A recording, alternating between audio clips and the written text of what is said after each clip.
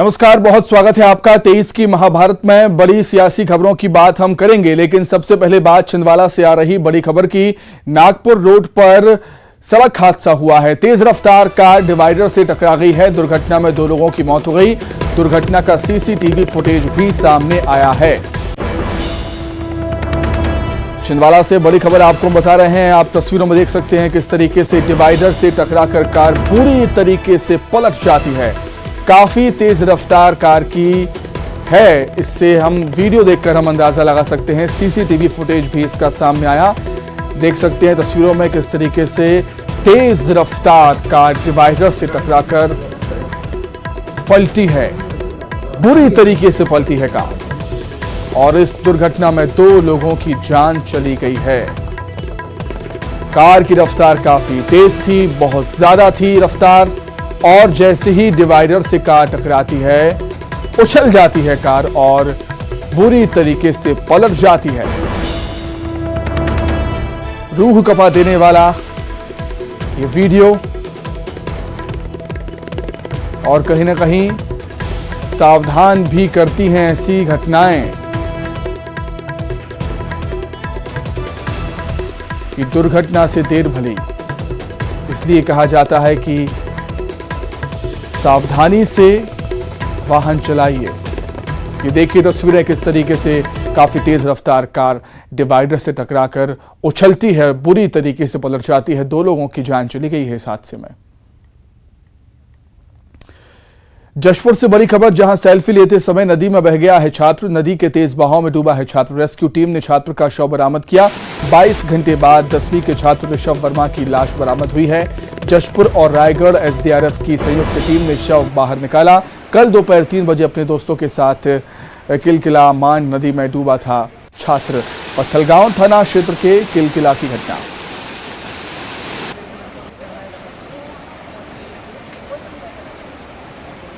तो जशपुर से खबर, सेल्फी लेते समय नदी में बहा छात्र का शव मिल चुका है। नदी के तेज बहाव में छात्र डूब गया था, बह गया था। रेस्क्यू टीम ने छात्र का शव बरामद कर दिया है। 22 घंटे बाद 10वीं के छात्र ऋषभ वर्मा का शव मिला है। जशपुर और रायगढ़ एसडीआरएफ की संयुक्त टीम ने शव को बाहर निकाला पानी से। कल दोपहर 3 बजे अपने दोस्तों के साथ किलकिला मान नदी में छात्र डूब गया था। पत्थलगांव थाना क्षेत्र के किलकिला की घटना।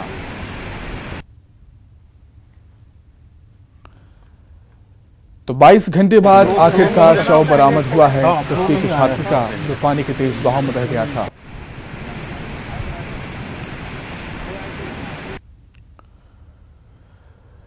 चलिए अब बात करेंगे 23 की महाभारत की। राजधानी भोपाल से बड़ी खबर है। मध्य प्रदेश बीजेपी घोषणा पत्र समिति की पहली बैठक 1 अगस्त को होनी है।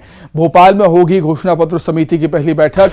बैठक में चुनाव के लिए होने वाली घोषणाओं को लेकर चर्चा होगी। कांग्रेस की गारंटी की काट भी ढूंढेगी बीजेपी। तो 1 अगस्त कल बीजेपी घोषणा पत्र समिति की बैठक होने जा रही है। बेहद महत्वपूर्ण बैठक ये मानी जा रही है, क्योंकि इसमें चुनाव के लिए होने वाली घोषणाओं को लेकर मंथन किया जाएगा। घोषणा पत्र समिति की पहली बैठक होगी, मतलब और भी बैठकें अभी होगी। पहली बैठक 1 अगस्त को कल होने वाली है बीजेपी की। कांग्रेस की गारंटी की काट भी बीजेपी ढूंढेगी।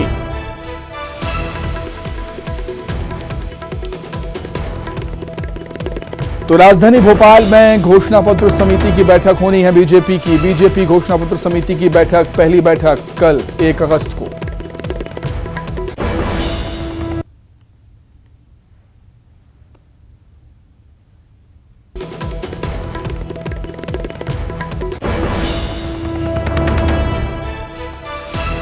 तो घोषणा पत्र समिति की पहली बैठक होनी है राजधानी भोपाल में। बेहद महत्वपूर्ण बैठक 1 अगस्त को कल ये बैठक होगी और बैठक में चुनाव के लिए होने वाली घोषणाओं पर चर्चा की जाएगी कि वो कौन कौन से वादे हो सकते हैं जो जनता के सामने बीजेपी रखेगी आने वाले विधानसभा चुनाव के लिए।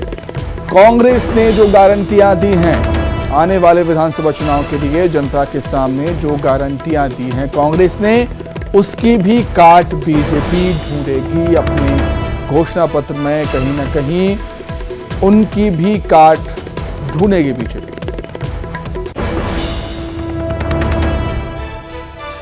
तो किसी भी चुनाव में किसी भी दल के लिए उसका वचन पत्र कह लीजिए, घोषणा पत्र कह लीजिए, बेहद महत्वपूर्ण होता है।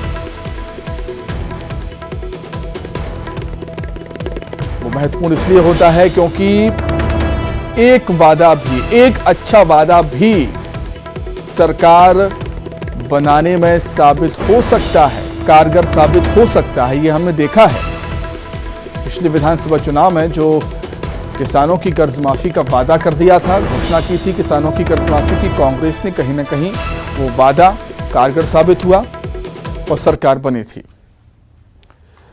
अधिक जानकारी के लिए सीधे हम रुख करेंगे, हमारे सहयोगी शैलेंद्र चौहान जुड़ गए हैं भोपाल से।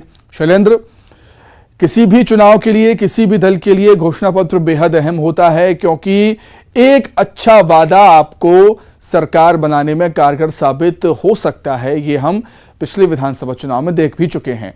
यही वजह है कि सभी राजनीतिक दल इन बैठकों को और घोषणा पत्र को बेहद गंभीर तरीके से लेती हैं।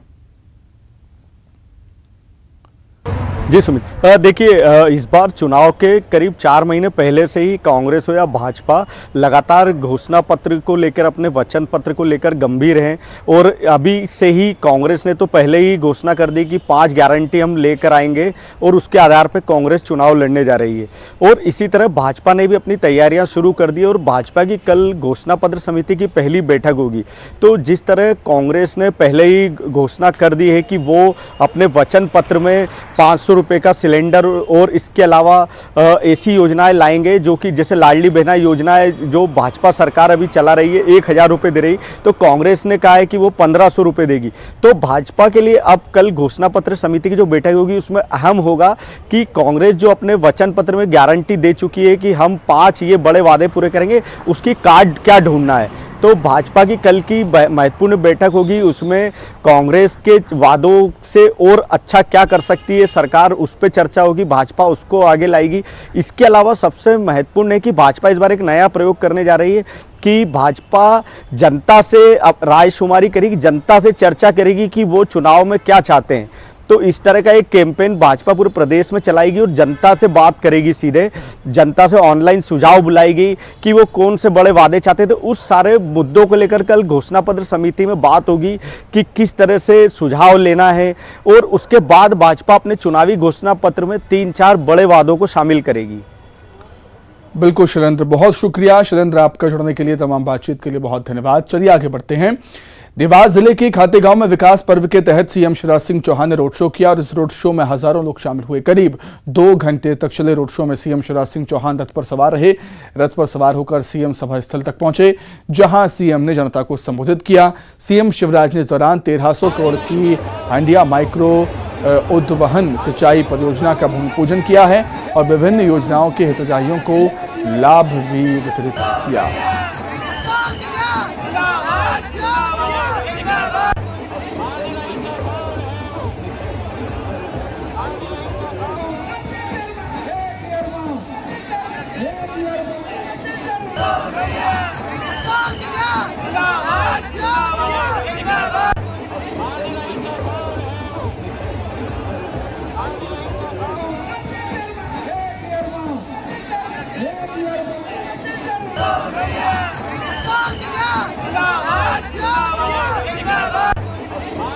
विकास पर्व के तहत सीएम शिवराज सिंह चौहान देवास पहुंचे। देवास जिले के खातेगांव में विकास पर्व के तहत सीएम शिवराज सिंह चौहान ने रोड शो किया था और इस रोड शो में हजारों लोग शामिल हुए।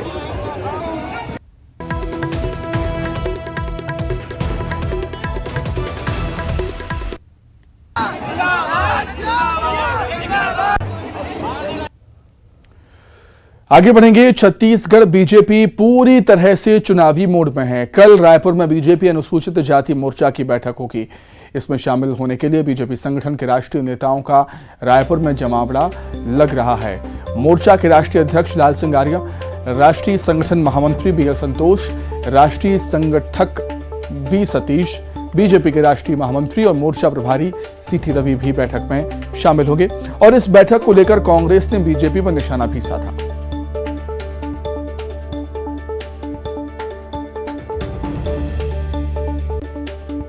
बीजेपी के राष्ट्रीय पदाधिकारियों की अनुसूचित जाति की बैठक है और काफी लंबे समय बाद ये बैठक हो रही है, राष्ट्रीय बैठक होने जा रही है। इसको लेकर मंत्री शिव डहरिया हैं, उनसे बात करते हैं। सर, इस बैठक को किस तरह से देखते हैं? देखिए, भारतीय जनता पार्टी के पास कोई मुद्दा नहीं है, कोई विजन नहीं है, कोई योजना नहीं है। हमारी सरकार में जो अनुसूचित जाति के लोग हैं उनको पूरा सम्मान दिए जाने का काम हो रहा है और अनुसूचित जाति के हितों का ध्यान रखा जा रहा है। जी सर, जो नेकेड प्रदर्शन हुआ था विधानसभा के सामने, तो ये एक इसको बड़ा मुद्दा बनाने की कोशिश बीजेपी कर रही थी और जाहिर तौर पर इस बैठक में भी ये कोशिश की जाएगी कि कैसे इसको विधानसभा और लोकसभा में बनाया जाए, इसको एक बड़ा इश्यू बनाया जाए। देखिए, भारतीय जनता पार्टी के द्वारा ही प्रायोजित एक कार्यक्रम था। उन्होंने पहले कहा कि अनुसूचित जनजाति के लोग भी शामिल हैं और दूसरे लोग शामिल हैं, लेकिन जब जानकारी हुई तो पता चला कि उसमें अनुसूचित जाति के कुछ ऐसे लोग हैं जो क्रिमिनल रिकॉर्ड जिन लोगों का है। चलिए, अधिक जानकारी के लिए सीधे हम रुख करेंगे रायपुर का। सहयोगी ममता लांजेवार हमारे साथ जुड़ गई हैं। ममता, चुनाव के लिहाज से ये महत्वपूर्ण बैठक हम कह सकते हैं बीजेपी की जो कल होनी है अनुसूचित जाति मोर्चा की, क्या कुछ मुद्दे हो सकते हैं ममता इस बैठक में?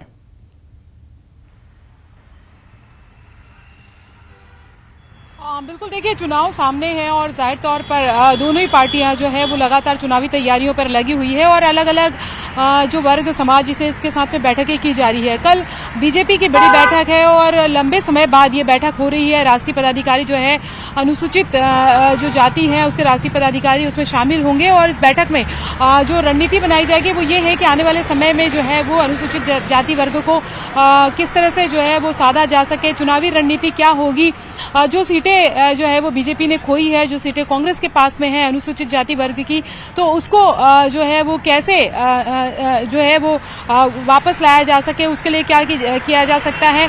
दूसरी बात, अगर हम बात करें जो प्रदर्शन हुआ था, जो नेकेड प्रदर्शन हुआ था विधानसभा के सामने, उसको लेकर लगातार बीजेपी राज्य सरकार पर निशाना साधती रही है और इसी को लेकर भी लगातार बीजेपी ये कोशिश कर रही है कि आने वाले चुनाव में भी इसको एक बड़ा मुद्दा बनाया जाए। जाहिर तौर पर इस बैठक में भी ये स्ट्रेटेजी बनेगी कि किस तरीके से जो है इस मुद्दे को और भुनाया जा सकता है। हालांकि जो लोग ये प्रोटेस्ट कर रहे थे उनमें से वो लोग जो है वो जेल जा चुके हैं और उनके नाम से, कई लोगों के नाम से जो है वो क्रिमिनल रिकॉर्ड जो है वो पुलिस ने दिया हुआ था। तो अब देखना ये है कि इस मामले में जो है किस तरह की स्ट्रेटेजी है जो है वो बीजेपी की होती है और कांग्रेस का कहना है देखने वाली बात होगी कि है इस बैठक के बाद क्या कुछ रणनीति बीजेपी अपनाएगी। बहुत धन्यवाद ममता, जुड़ने के लिए, तमाम बातचीत के लिए। यहां पर रुकेंगे बहुत छोटे से ब्रेक के लिए।